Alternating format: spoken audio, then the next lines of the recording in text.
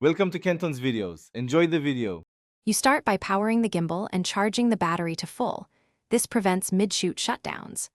Once done, mount the camera and place it so the center of gravity sits over the gimbal base.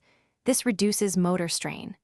Then roughly balance tilt, roll and pan until motors only need a small amount of torque to hold position.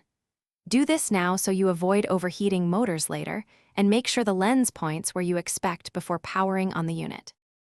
Power the gimbal and immediately run its auto-calibration routine. If the unit lacks that, perform manual micro-adjustments to tilt and roll until the camera stays level when unlocked. Then set motor strength to a low value and increase only if motors struggle. This preserves battery life. Next, choose your follow mode and tweak joystick sensitivity so pans feel smooth. Finally, enable horizon leveling or lock axes for shots that require steady horizons, because these settings control how the gimbal interprets your movements. Begin shooting with controlled motion.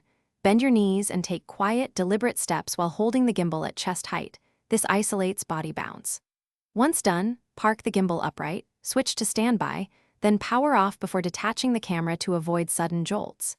If you encounter drift, jitter, or motors overheating, stop and rebalance the axes, then reduce motor strength and check for firmware updates. This often fixes calibration and compatibility issues.